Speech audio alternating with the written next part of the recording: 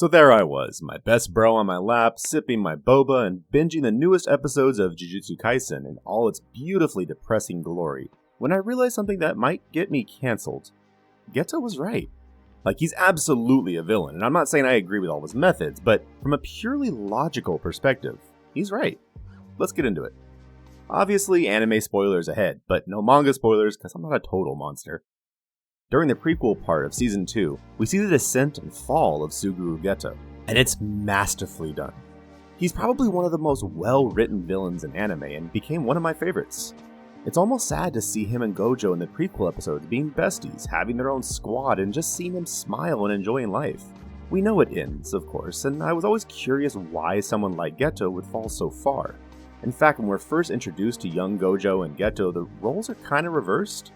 Gojo is the cynical, arrogant one who doesn't seem to care personally about normal humans that much. The lovable, whimsy, and aloof personality he has in Season 1 hasn't been fully developed or matured yet. On the other hand, Geto seems more mature, grounded, and has a deep respect and self-imposed duty to humans. We see him and Gojo get into an argument about whether or not veils are important because, in Gojo's mind, humans can't even see cursed spirits or cursed energy, so what's the point of trying to hide it further? However, Geto views it as important because the whole point of Jujutsu sorcerers is to protect normal humans that don't have powers, and to do so without humans ever even knowing how scary their world really is. They're basically the Men in Black of anime, and we've seen a similar concept in Bleach with hollows and how normal humans can't see them. The thing is, whether a normal human can or can't see a cursed spirit doesn't stop the monster from being able to hurt or kill the human. It's very much so a one-sided interaction, and this is why normal humans need protection. The prequel story centers around this young girl that is selected because of some innate energy or whatever that is to become the vessel or sacrifice that merges with a being named Master Tengen. Tengen is this immortal person that we don't ever see, but apparently is responsible for the various barriers that keep the schools and characters safe. If he doesn't merge with a vessel every 500 years, bad stuff will happen, so everyone's just supposed to be okay with that. If that isn't bad enough, the vessel this time is a super sweet, normal 14-year-old girl. She's full of life and just wants to have fun. But she's aware of her responsibility and has come to accept it as her fate for the greater good. The problem is that there's a cult called the Star Religious Group, or Time Vessel Association, that worships Tengen as a god, and believes that any merge with a normal human would corrupt or taint a deity like him. So naturally, the thing to do is hire an assassin to kill an innocent 14-year-old girl, obviously. This poor girl, either way, she's gonna die. So the dude they hired, Toji, turns out to be Megumi's dad. But holy cheese on a cracker, this man is a whole unit. This man is the danger. Chuck Norris checks under his bed at night for this monster. This dude was giving away beatings like he was working the graveyard shift at Waffle House. He was throwing hands faster than I threw out my self-esteem. Gojo and Geto are tasked with protecting this girl until it's time for the merge, and this is where Geto begins to change. Gojo stays behind to fight the assassin, and Geto brings the young girl to the underground of Jujutsu High where the merge is to be performed. Geto has been touched by this girl who is so full of life. He sees a child that will never be able to have a normal teenage life, or an adult one either. He offers her a choice. If she wants to be free, he'll take her away and hide her so that she can have a normal life. It's such a great twist, but also shows how compassionate Geto is. Right as she's about to take him up on his offer, her brains get blasted by Toji, who appears to have also killed Gojo. Geto is enraged and puts up a decent fight, but to say he's out of his league ain't fair because that's assuming they're even playing the same sport. After he wins, Toji takes the girl's body to the Star Religious Group to complete his job and get paid. As he leaves the building, we get the rematch of the century, with Gojo fully ascended for the first time. I genuinely don't even want to talk about this fight because nothing I can say will add to the perfection of this scene.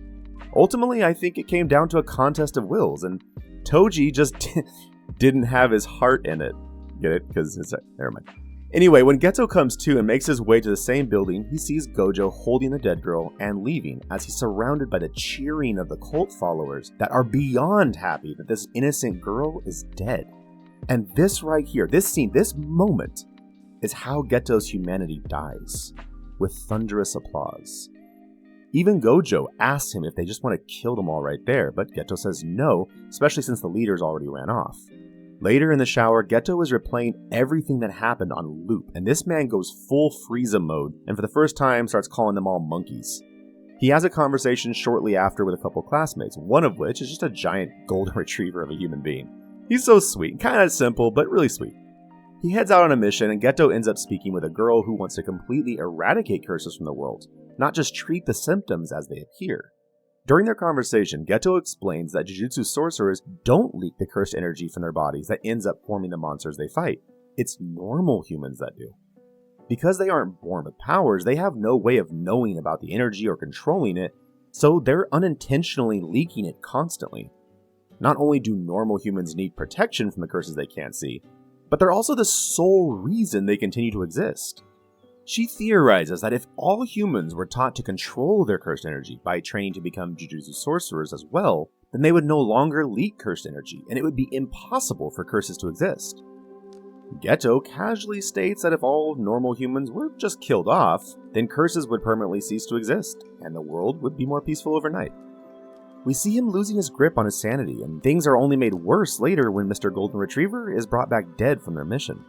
He starts viewing their lives as Jujutsu sorcerers like running a marathon with no determined finish line, and every day that passes, more innocent people are killed. We see this soft spot in his heart for fellow Jujutsu sorcerers in the movie when he's fighting Yuta, and is so happy to see them defend their fellow classmates. He clearly maintains some level of respect and admiration for those that willingly sacrifice themselves to keep this fragile world taped together for another day. But at what cost? It's not the normal humans with their lives on the line. Are they even worth the sacrifice? Look at what that cult did to a poor innocent child, and how they praised and celebrated when they saw she was dead. But that's just one cult, and of course they're crazy and evil, that's what cults are. Most humans are still morally good and just, right? Well, skip ahead to this man fighting his Frieza urges for an entire month to be sent on a solo mission to a village where a cursed spirit had been kidnapping and killing people. He easily finds it and kills it, but ends up finding two little girls who have been horribly beaten and thrown in a homemade jail. The villagers are so paranoid that they believe these kids are the reason for the murders, and Geto corrects them and tries to explain what really happened, but these people won't listen to reason, and they just keep spewing hatred, calling the kids monsters who should have died at birth. It becomes clear what they intended to do with the children, and Geto's final strand of attachment to his humanity snaps. He unleashes his horde of accumulated cursed spirits on the entire village, killing 112 normal humans, but saving the two innocent children. These are the same two girls we see in the later scene of him taking over the Star Cult, as well as in the movie, and they've stayed loyal to Geto ever since. Now at first glance, it's easy to just say Suguru Geto is evil and must be killed. After all, he murdered over 100 human beings, and if tried in court today, he'd be found guilty, especially since he has zero remorse over the deaths. But for a second, let's play devil's advocate, shall we? Sure, he murdered over 100 people, but weren't those people going to brutally murder two innocent children? They had already beaten them severely and had them locked in a cage like wild animals. These villagers weren't acting like psychologically sound and morally good people. They were acting like animals when cornered and provoked. Whether because of hysteria or just outright evil, we'll never know their true motivations. But the fact remains that had Geto not stepped in, those innocent children, really the only genuinely innocent party in that whole entire scenario, would have been permanently lost. And if allowed and justified, it could easily cascade into a domino effect of paranoia and misplaced violence. It'd be no different than the Salem witch trials. In fact, isn't this the exact reason why Jujutsu sorcerers work so tirelessly to prevent normal humans from discovering how truly terrifying their world is? Even the way Geto starts to view them as monkeys makes more sense when you put it in the light of all he's been through. Keep in mind, he's basically a kid himself, and seeing the death of Rico, aka the Vessel, traumatized him. And seeing dozens, if not hundreds, of humans cheering and praising her death forced him to disconnect from them. Even Gojo was seconds away from killing all of them right then and there. Remember, these cultists have day jobs, and they're taken from the high society of the surrounding world. These are employers, executives, community leaders, and they have the power of influence. So it's not just a few basement dwellers that skip their bipolar meds for a few weeks, it's systemic and calculated. He also just lost a fellow classmate, a friend, and a great guy who was brutally killed by a curse while protecting these same people. But that isn't even the main point.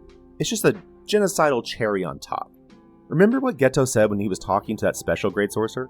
Normal humans are the only ones that leak cursed energy, and thus are the only reason cursed spirits continue to exist. Not only that, but their negative emotions only serve to fuel the formed cursed spirits, making them stronger. And the kicker is that normal humans aren't aware of any of this, and aren't even able to defend themselves from the curses they produce.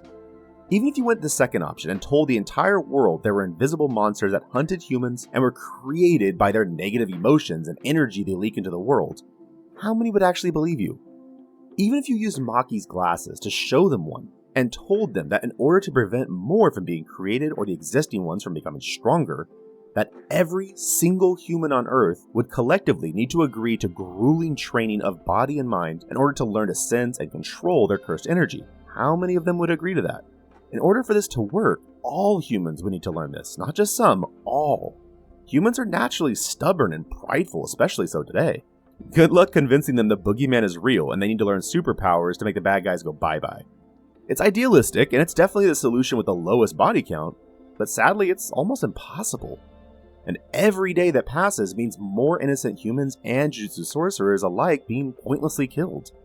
Meanwhile, Geto's solution will cost millions of lives initially, but save countless billions in the future. After all, the Jujutsu sorcerers are fighting a somewhat losing battle. As the world becomes more stressful with more violence, war, hatred, sadness, depression, and death, more and more curses are created and strengthened. Geto sees this as a finite timeline that needs a swift and guaranteed solution before the temporary one becomes obsolete. It sounds horrible, and morally it absolutely is. But from a purely logical perspective, he's not wrong. You could offer humanity a choice. Learn to sense and control your cursed energy, or die. Those that refuse to compromise could be rationalized as a potential threat to humanity as a whole, since their selfishness and lack of compassion would just lead to more negative energy being leaked out into the world. After all, those are likely the same humans that are already assaulting, robbing, killing, and otherwise abusing their fellow man on a daily basis. So would you really be losing innocent lives? And the humans that chose to train and stop being part of the problem would not only be helping humanity, but also gain powers that would likely be helpful in everyday life. Gojo can fly and manipulate gravity. You'd never have to leave the couch to get the remote ever again. Humanity as a whole would ascend to a new level. It's like a better version of Thanos' choice to randomly kill off half the universe, and the remaining human population would genuinely be grateful for being able to save themselves from eventual extinction, and gaining some dope powers in the process. Now, keep in mind, the Geto in the prequels and prequel movie are the same guy, but the one in the current timeline isn't. Gojo killed his former BFF in the prequel movie. I still want to know what he said to him before he died. And we see a distinct scar along his forehead in modern day, so something is different. The show is ramping up, and I'm trying to not spoil the manga for myself, so I'm hyped to find out how crazy deep this rabbit hole goes. I hope in the future they continue to flesh out his character, and it would be really interesting if they end up showing that he was right. Like, none of the good characters will entertain the idea of culling a huge chunk of humanity, but what if they knew deep down that he was right, and it just took someone of his morally lost nature to be the fall guy? I could be way off, and I'm sure you manga readers are laughing at me right now, but I think that would make for a really cool story. Imagine a few years from now if instead of arguing over whether or not Eren Yeager was right, we're debating if Suguru Geto was. Anyways, that's my hot take.